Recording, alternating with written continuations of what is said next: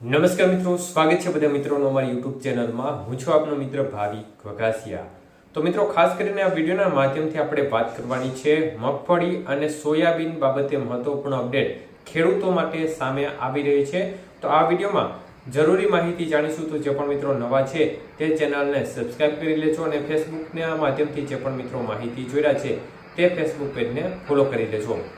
તો સૌપ્રથમ વાત કરીએ આપણે ખાસ કરીને જે જૂનાગઢ કૃષિ યુનિવર્સિટી દ્વારા મહત્વપૂર્ણ માહિતી બહાર પાડવામાં આવી છે તે મુજબ જોવા જઈએ તો ખાસ કરીને જે પણ મિત્રો સર્ટિફાઈડ બિયારણ ખરીદવા માગે છે, જે કૃષિ યુનિવર્સિટી જૂનાગઢ દ્વારા જે દર વર્ષે વિતરણ થાય છે તે બિયારણની ખરીદી બાબતે જૂનાગઢ કૃષિ યુનિવર્સિટી દ્વારા મહત્વપૂર્ણ અપડેટ આપવામાં આવી છે। તે મુજબ ખાસ કરીને જે પણ ખેડૂત મિત્રો મગફળી વાવતા હોય તો તે ખેડૂત મિત્રોને આજે એટલે કે 18 તારીખથી લઈ અને 30 માર્ચ 2026 સુધીના સમયગાળા દરમિયાન ઓનલાઈન અરજી જૂનાગઢની જે કૃષિ યુનિવર્સિટીની વેબસાઇટ છે તેમના મારફતે કરવાની રહેશે। તો સોયાબીન જે પણ મિત્રો વાવેતર કરતા હોય છે તો તેમનું પણ ખાસ કરીને બિયારણ છે તે બાબતે પણ અરજી કરવા માટેની માહિતી સામે આવી રહી છે। એટલે જે પણ મિત્રો મગફળી અને સોયાબીન ખરીદી કરવા માંગે છે, સર્ટિફાઈડ જે કૃષિ યુનિવર્સિટી દ્વારા જે આપવામાં આવતું હોય છે તે બિયારણ ખરીદવા માંગતા હોય છે તો તે મિત્રોએ આવતી 30 માર્ચ સુધી અરજી કરી શકે છે। તો હવે જથ્થાની વાત કરીએ તો કેટલો જથ્થો મળવા પાત્ર રહેશે?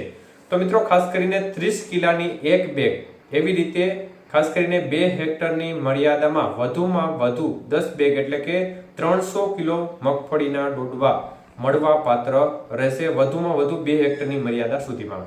અને સોયાબીનમાં 125 કિલો સુધી સોયાબીન છે તેનું બિયારણ મળવા પાત્ર રહેશે। તો ખાસ કરીને જે પણ મિત્રોએ અરજી કરશે તેમને SMS દ્વારા જાણ કરવામાં આવશે કે કઈ તારીખે તમારે બિયારણ લેવા જવાનું છે। અને જે પણ મિત્રોના મોબાઈલમાં DND એક્ટિવેટ હશે તેમને આનો મેસેજ નહીં આવે તો તમારે જૂનાગઢ કૃષિ યુનિવર્સિટીની વેબસાઇટ છે તેમાં જે પણ ખેડૂત મિત્રોએ નોંધણી કરી હશે તેનું લિસ્ટ પણ મૂકવામાં આવશે। તો તેમાં લિસ્ટમાં તમારું નામ છે કે નહીં તે ચેક કરી લેવું। જો તમે અરજી કરી હોય અને તમને SMS ના મળ્યું હોય તો આ સંજોગોમાં તમે તે લિસ્ટ ચેક કરી શકો છો। તો ખાસ કરીને આટલી બાબતનું ખાસ ધ્યાન રાખવું અને જે તારીખ તમને આપવામાં આવે તે તારીખે જ જૂનાગઢ કૃષિ યુનિવર્સિટીના ગેટ નંબર 3 પરથી તમારે જવાનું રહેશે। અને જે જથ્થો લખ્યો છે તેમાં ખાસ કરીને GJG 32 નંબર છે, GG 35 નંબર છે, GG 23 નંબર છે, વિવિધ જાતોની મગફળી છે તે તમને આપવામાં આવશે। જે પણ ખેડૂત મિત્રોએ જેનું રજીસ્ટ્રેશન કરાવ્યું હશે તેમની જ મતલબ કે જે તમે રજીસ્ટ્રેશનમાં જે મગફળીની જાત લખાવી હશે તે જ મળવા પાત્ર રહેશે। બંને પાકોમાંથી કોઈ પણ એક પાકનું જે બિયારણ છે તે મળવા પાત્ર રહેશે। એટલે બંને માટે તમે અરજી નહીં કરી શકો। કોઈ પણ મગફળી અથવા તો સોયાબીન કોઈ પણ એક પાક છે તેમની અરજી તમે કરી શકો છો। એટલે ખાસ મહત્વપૂર્ણ માહિતી આ છે, 30 તારીખ સુધી ઓનલાઈન અરજી કરવાની રહેશે જે પણ મિત્રોને બિયારણ ખરીદવા માંગતા હોય તે મિત્રોને।